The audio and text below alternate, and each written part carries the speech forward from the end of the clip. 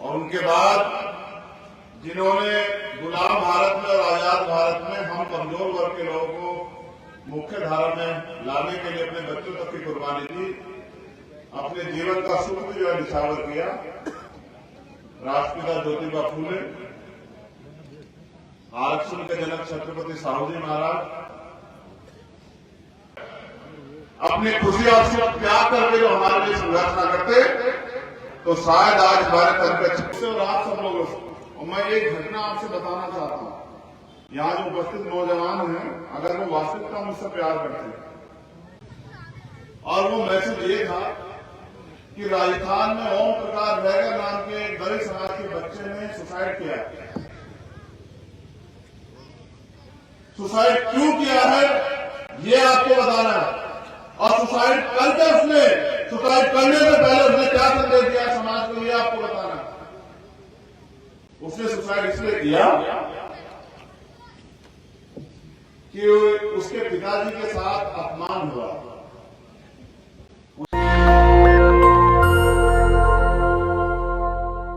करना पड़ा।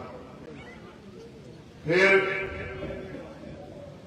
जो बहुजन समाज में समय समय पे संत गुरु और महापुरुष जन्मे, जिनकी वजह से आज हम यहाँ कुर्सियों पर बैठे हैं, या फिर ये मूर्ति अनावरण करने का अधिकार या मूर्ति स्थापित करने का अधिकार हमें मिला, उन महापुरुषों को भी मैं नमन करता हूं।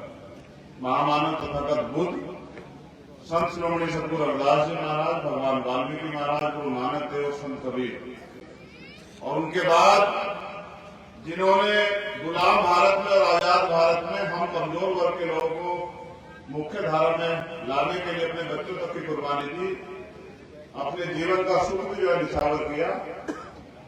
राष्ट्रपिता ज्योतिबा फूले, आरक्षण के जनक छत्रपति साहू जी महाराज,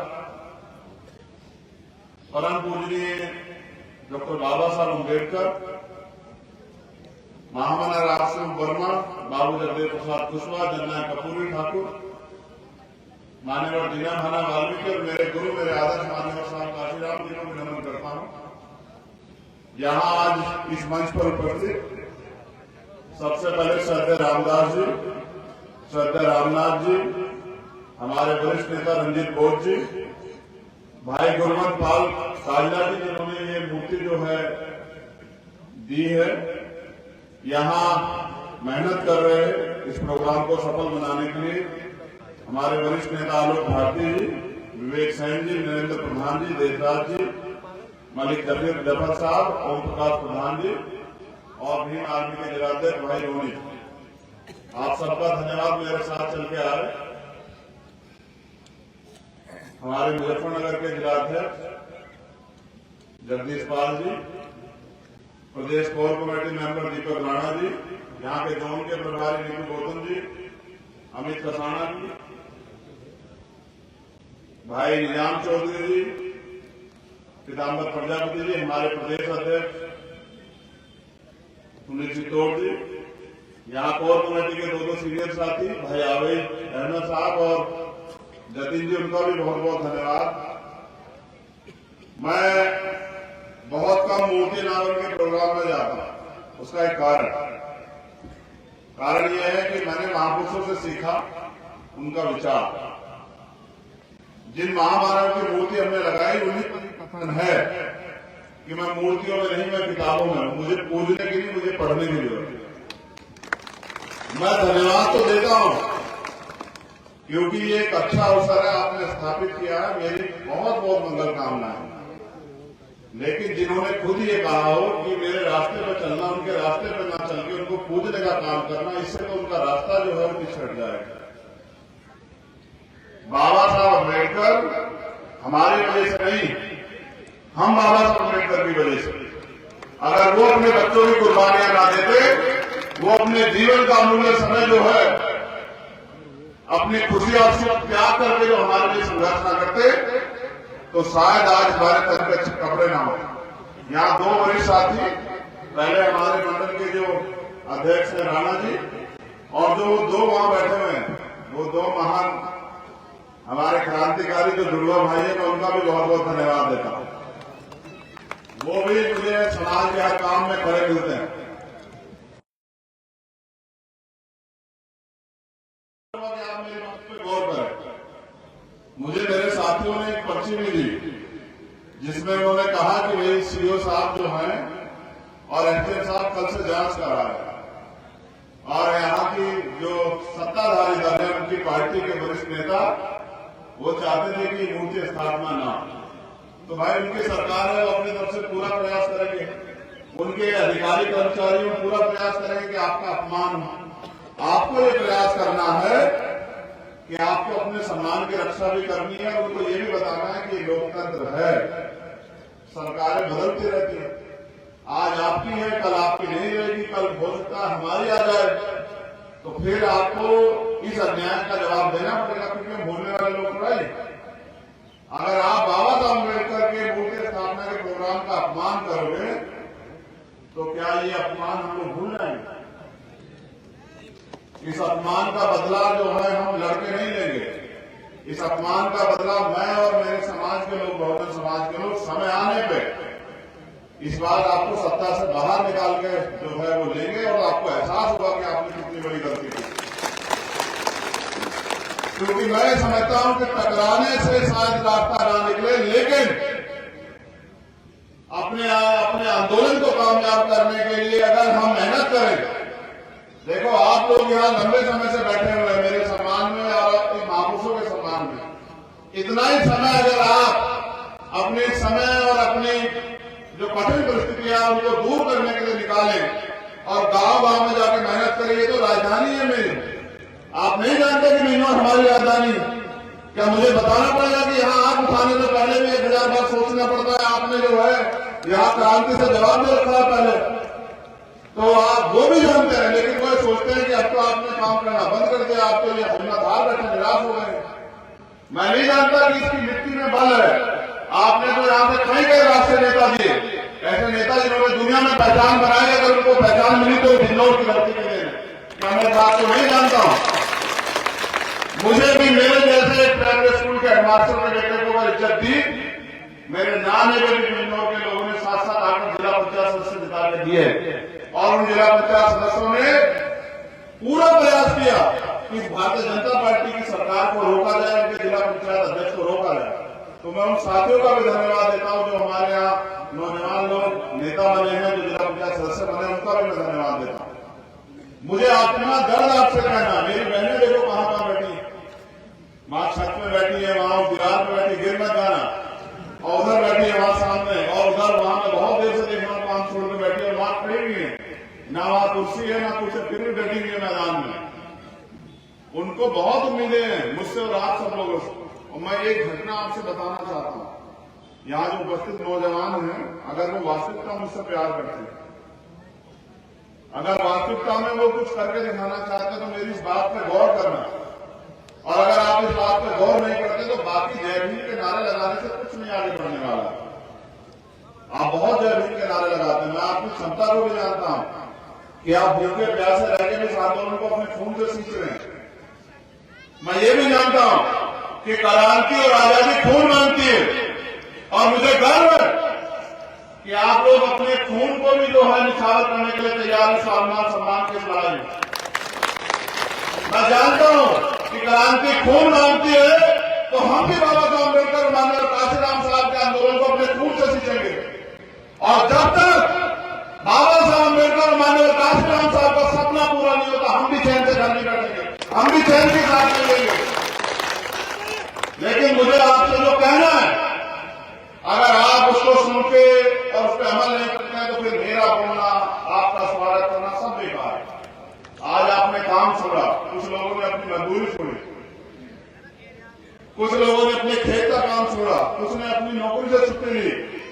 आपने इतना अच्छा मंच सजाया, लेकिन आप अगर मेरा दर्द नहीं सुनकर, मेरे दर्द से मुझे जो है निजात नहीं दिलाते, मेरे दर्द को कम नहीं करते, तो फिर ये लड़ाई अधूरी है। मैं अभी गया था दमोह पड़ता है मध्य प्रदेश में, राजस्थान के बॉर्डर से बिल्कुल लगभग लगा हुआ। जब मैं वहां गया, क्योंकि वहां 3 शेड्यूल कास्ट के दलित समाज के लोगों की हत्या की गई, ये आजाद भारत है, सबको न्याय सबके लिए जन्मसिद्ध अधिकार है। लेकिन बात 3 दलित समाज के लोगों के, एक परिवार के लोगों की हत्या की गई। क्यों की गई? उनका कुछ जमीनी विवाद था। सरकार में बैठे हुए लोगों को वहां भी सरकार उनकी है, उनको लगता है कि भाई ये दलित समाज के लोग, पिछड़े वर्ग के लोग, माइनॉरिटी के लोग तो कीड़े मकोड़े की हत्या करोगे तो कुछ सजा वजा तो होगी नहीं। तो वहां हत्या तब तक मारा गया, गोली मारने के बाद तब तक कुचला गया पत्थर से, जब तक सांस नहीं खत्म हो गए। इतना दर्द, मैं दमों से लौट रहा था, मेरा प्लेन जिस समय दिल्ली लैंड करा तो मेरे फोन पे एक मैसेज था, और वो मैसेज ये था कि राजस्थान में ओम प्रकाश बैगर नाम के एक दलित समाज के बच्चे ने सुसाइड किया। सुसाइड क्यों किया है ये आपको बताना है, और सुसाइड करके उसने, सुसाइड करने से पहले उसने क्या संदेश दिया समाज को, ये आपको बताना है। उसने सुसाइड इसलिए किया कि उसके पिताजी के साथ अपमान हुआ। उनके पिताजी ने जो फसल लगाई, ताकतवर लोगों के सारे पे उनकी फसल खराब की गई, उन्होंने विरोध किया गया तो उनको पीटा गया। और वो बेटा जो है वो मुंबई में जॉब करता है।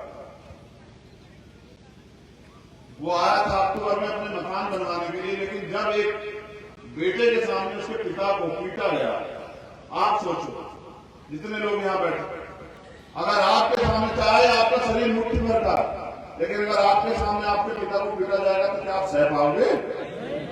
मैं इन पुलिस के साथी से पूछना चाहता हूं, अगर आपके सामने आपके पिता को पीटा जाए तो सह पाओगे? कोई बेटा नहीं सह सकता, बेटा छोड़िए बेटी भी नहीं सह सकती। उनको पीटा गया क्योंकि हर बेटे के लिए उसका पिता हीरो होता, आदर्श होता। मेरे लिए भी मेरे पिता हीरो। मैं जितने बाबा साहब अम्बेडकर का सम्मान करता हूं, उससे थोड़ा सा कम अपने पिताजी का भी सम्मान करता हूं, क्योंकि मेरे पिताजी ने भले मुझे पैदा किया, लेकिन जीने का अधिकार और सम्मान से जीने का अधिकार मुझे बाबा साहब अम्बेडकर ने दिया। तो जब उनको पीटा गया तो वो थाने गए। और ये घटना है राजस्थान की, जिला अजमेर। जब वो थाने गए तो पुलिस ने उनको भगा दिया, कह रहे न्याय सबके लिए समान, और थाने से बने रहे कि वहां न्याय मिलेगा। अगले दिन वो फिर गया, पढ़ा लिखा था, उसने कहा अगर आप नहीं सुनोगे तुम कोर्ट जाएंगे, तो उनकी एफआईआर लिख ली गई। लेकिन एसएचओ साहब उनसे कहते हैं कि आपकी एफआईआर तो लिख रहे, लेकिन अगर फैसला नहीं करोगे तो एक मुकदमा आपके खिलाफ भी लिखा जाएगा, उनकी गिरफ्तारी होना और आपकी गिरफ्तारी कर देगा। और हुआ भी ऐसा है, उनका मुकदमा लिखा गया 25 तारीख को 3:30 बजे 3:18 में उनके खिलाफ मुकदमा लिखा गया चोरी का 5:29 में, 2 घंटे के बाद। और फिर सारे अधिकारी मिलकर इससे, उस परिवार से कहते हैं कि फैसला कर लो, वरना तुम्हारा चालान करके पहले तुम्हें जेल भेजेंगे। 24 तारीख से 1 तारीख तक 7 दिन वो बच्चा इंतजार कर रहा कि उसके पिता को न्याय मिलेगा। फिर वो एक सुसाइड नोट लिखा। उस सुसाइड नोट में उसने लिखा कि मेरे माता पिता ने मुझे पाल पोस के इतना बड़ा किया, आज मैं उनका आत्मसम्मान भी नहीं बचा पा रहा हूं, मुझे शर्मिंदगी महसूस हो रही है अपने पिता के सामने जाने में। मैं समझता हूं कि आत्महत्या करना गलत है, लेकिन फिर भी मैं आत्महत्या कर रहा हूं क्योंकि मुझे न्याय की उम्मीद नहीं। एक लाइन जो उसमें लिखी गई थी, जिसने मेरे सीने को गोली से भी ज्यादा ताकतवर तरीके से चीर दिया, तलवार से ज्यादा ताकतवर तरीके से। उसने लिखा कि मुझे, मेरी अंतिम इच्छा यह है कि मेरे भाई भीम आर्मी के संस्थापक आज मेरा अंतिम संस्कार करा। उसने अंत में लिखा कि भाई चंद्रशेखर आजाद से मैं निवेदन करता हूं कि मेरे परिवार की रक्षा सुरक्षा करें। इस प्रदेशों में, देश में पुलिस है, आर्मी है, तमाम नेता राजस्थान में, तमाम ताकतवर लोग हैं, उसके परिवार के लोग, उसके रिश्तेदार भी हैं, मगर उसे किसी से अगर न्याय की उम्मीद थी तो वो भीम आर्मी के कार्यकर्ता से थी, आप लोगों से। मैंने अपने जीवन में देखा मैंने भी 12-13 साल हो गए मुझे संघर्ष करते हुए। मैंने देखा क्या तो अपने पिता को एक बेटा मुखाग्नि देता, अंतिम संस्कार करता, या एक बेटे का मजबूरी के कारण अगर समय प्रतिष्ठा हो जाए तो बाप अंतिम संस्कार करता है, या फिर अपनी पत्नी का कोई अंतिम संस्कार करता है। लेकिन मैंने देखा कि उसको बड़ी उम्मीद थी भीम आर्मी के लोगों से कि भीम आर्मी के लोग न्याय दें, तो मैं सारे काम छोड़ के चला गया। मैं 3 दिन उस परिवार के बीच रहा और मुझे एहसास हुआ कि कितना प्यार करते हैं लोग भीम आर्मी को, कितना विश्वास करते हैं लोग भीम आर्मी को, भीम आर्मी के कार्यकर्ताओं। इसलिए मैं आप नौजवान साथियों से कह रहा हूं कि लोग, मैं तो किसी को मानता हूं नहीं मानता वो अलग बात, लेकिन अगर कोई भगवान के बाद किसी को याद करता तो उसे याद करता जिसको उसको भरोसा। जैसे हम परेशानी आने पे मां को याद करते हैं, कोई भी परेशानी हम कहते हैं कि मां, अगर हम तकलीफ में होते हैं तो अपने पिता को याद करते हैं, जिनके पास पिता नहीं वो भाई को याद करते हैं। तो देखो कितना विश्वास पैदा किया है आपने पिछले 5 साल 6 साल के संघर्ष में। मैं भीम आर्मी के कार्यकर्ता, उनके नेताओं को सबको जो है क्रांतिकारी जय करता हूं कि आपने जो है मेरे जैसे गरीब के नेता को इतनी ताकत दी कि लोग उम्मीद करते। तो मैं यहां आया, मैं सरकार के लोगों से भी कहूंगा कि इतना ही सताइए मेरे लोगों को कि ये खड़े ना हो। अगर ये खड़े हुए तो आपको याद है कि 2 अप्रैल को ऐसा जो है जलवा दिखाया था कि फिर जो है देश के प्राइम मिनिस्टर भी झुके थे और देश की सुप्रीम कोर्ट भी। इतना ही सताइए कि ये स्वाभिमान सम्मान की लड़ाई में खड़े न हो जाए। अगर ये खड़े हुए तो आपको आपकी हैसियत का अंदाजा जो है चंद घंटों में लगा देंगे, इतना मुझे भरोसा है लोगों को। तो मैं यहाँ आया जरूर, लेकिन मैं आपसे भी पूछ रहा हूं, मैं गांव-गांव जाता हूं प्रचार प्रसार करने के लिए चुनाव के माध्यम से, उसी माध्यम से मैं चेक करता हूं कि बाबा साहब की विचारधारा कहां तक पहुंचे। लेकिन मैं आपसे पूछना चाहता हूं, मेरी माए बहनें भी यहाँ, आप ईमानदारी से अपने दिल पे हाथ रखकर बताओ, क्या चुनाव के बीच बाद भी कोई आपके बीच आता? ये पूछने के लिए कि आपके घरों के हालात कैसे हैं, आपको रोटी मिल रही है या मिल रही है, आपके घर में आपके अच्छे मकान है या नहीं है, आपको रोजगार मिल रहा है नहीं मिल रहा, आपके साथ जुड़ जाते हैं अत्याचार तो नहीं हो रहा, आप अपने बच्चों की शादी कैसे कर रहे हैं, आपके बच्चे पढ़ कहां से रहे हैं, फीस कहां से ला रहे हैं, इलाज कहां से करें, को पूछने आता है क्या? बताओ, मेरी मां यहां भी बैठी है, आता है क्या? उन लोगों के लिए आप सिर्फ वोटर हो, आपके पास एक ताकत दे गए बाबा साहब अम्बेडकर, करोड़ों रुपए से भी महंगी एक ताकत जिसे हम वोट कहते हैं। उनका आपका रिश्ता वोट का और मेरा आपका रिश्ता खून का। कहते हैं जल को और कुल को मिलने में देर नहीं लगती। मैं आपसे कहने आया कि उनको आपकी वोटों की जरूरत है, मुझे आपकी ताकत की जरूरत है, क्योंकि मैं ये उदासी और गरीबी और परेशानियां, आप अपने गांव का सर्वे करा के देखो कि कितने गांव में ऐसे गांव लोग होंगे जिनके घरों में प्लास्टर नहीं है। आज भी ऐसा सुधार के नहीं बोल रहे, चुप है, लेकिन फिर मैं आपको बताने के लिए आऊं कि आपकी चुप्पी उन लोगों के लिए समर्थन बन के उनको लगता है कि ये इसी तरह मरना चाहते हैं। मां भी तब तक दूध नहीं पिलाती जब तक बच्चा रो नहीं पड़ता। जब बच्चा रो पड़ता है तब मां को एहसास होता है कि बच्चे को भूख लगी है, वरना वो अपने काम में कटी रहती है। मैं आपको कह रहा हूं कि आपको बोलना पड़ेगा, आपको आज से आग मिला के इनसे सवाल पूछना पड़ेगा कि 72 साल हो गए इस देश में लोकतंत्र आए, 75 साल हो गए हमें आजाद हुए, आज भी हमारे लोग इस जुल्म जाति अत्याचार को क्यों सह रहे हैं और सह रहे हैं, तो ये सरकारें किसके लिए है? और अगर आप चुप रहोगे तो आपकी गुलामी को ये अपनी ताकत समझ के आपको कुचलते रहेंगे। मैं यहां उपस्थित हर एक व्यक्ति से कह रहा हूं, आपने सब लोगों को आजमाया, आपने सबको ताकत दी, मैं भी आपके बीच में हूं। मैंने भी अपना पूरा जीवन जो है समाज के और महापुरुषों के आंदोलन के नाम समर्पित किया है। आप कब तक मेरी परीक्षा लेंगे? जब मेरी हिम्मत टूट जाएगी, जब ये ताकतवर लोग मुझे कुचल देंगे, जब ये लोग जो है मेरा रास्ता रोक देंगे, तब आप मेरा साथ देंगे। मैं आपसे भी कहता हूं, बिजनौर की धरती से कहता हूं, आपने सबको ताकत दी, एक बार फिर भरोसा कीजिए भीम आर्मी आजाद समाज पार्टी को ताकत दीजिए। मैं गारंटी देता हूं कि जो सपना बाबा साहब अम्बेडकर और सतगुरु रविदास जी महाराज ने देखा, चंद्रशेखर भाई जिंदाबाद जिंदाबाद, चंद्रशेखर भाई जिंदाबाद जिंदाबाद। जो सपना सतगुरु रविदास जी महाराज ने देखा कि ऐसा चाहूं राज में जो मिले सबन को अन्न और छोटे बड़े सब संग से रविदास रहे प्रसन्न।